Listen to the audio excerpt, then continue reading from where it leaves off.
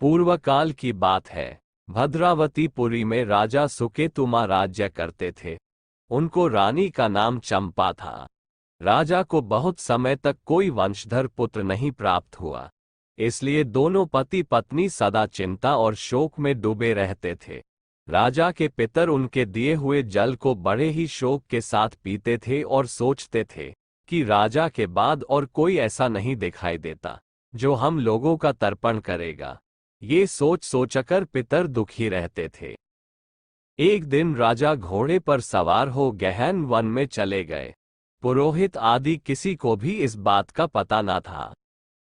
मृग और पक्षियों से सेवित उस सघन कानन वन में राजा भ्रमण करने लगे। मार्ग में कहीं सियार की बोली सुनाई पड़ती थी तो कहीं उल्लुओं की।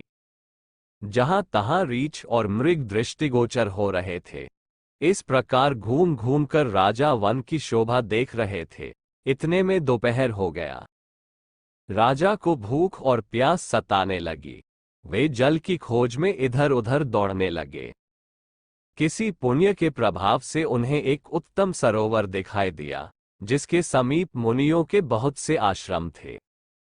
शोभाशाली नरेश ने उन आश्रमों की ओर देखा तो उस समय शुभ की सूचना देने वाले शकुन होने लगे। राजा का दाहिना नेत्र और दाहिना हाथ फड़कने लगा, जो उत्तम फल की सूचना दे रहा था। सरोवर के तट पर बहुत से मुनि वेद पाठ कर रहे थे। उन्हें देखकर राजा को बड़ा हर्ष हुआ। वे घोड़े से उतरकर मुनियों के सामने खड़े हो गए और पृथक पृथक उन सबकी वंदना करने लगे। ये मुनि उत्तम व्रत का पालन करने वाले थे। तब राजा ने हाथ जोड़कर बारंबार दंडवत किया। तब मुनि बोले, राजन, हम लोग तुम पर प्रसन्न हैं।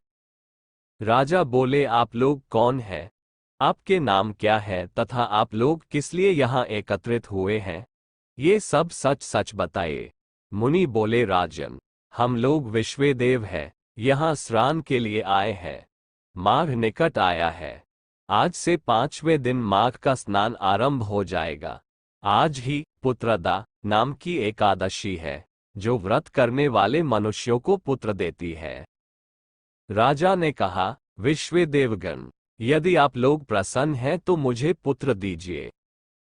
मुनि बोले, राजन, आज के ही दिन पुत्रदा नाम की एकादशी है।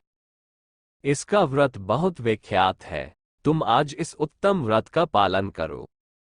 महाराज, भगवान केशव के प्रसाद से तुम्हें अवश्य पुत्र प्राप्त होगा। इस प्रकार उन मुनियों के कहने से राजा ने उत्तम व्रत का पालन किया।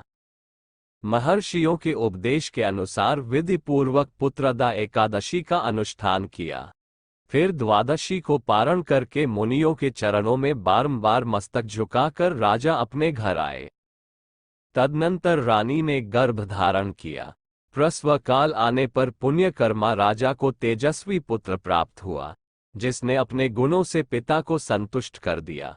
वह प्रजाओं का पालक हुआ। इसलिए राजन, पुत्रदा का उत्तम व्रत ही अवश्य करना चाहिए। मैंने लोगों के हित के लिए तुम्हारे सामने इसका वर्णन किया है। जो मनुष्य एकाग्रचित होकर पुत्रदा का व्रत करते हैं, वे इस लोक में पुत्र पाकर मृत्यु के पश्चात स्वर्गागामी होते हैं। इस महात्म्य को पढ़ने और सुनने से अग्निष्टोम यज्ञ का फल मिलता है।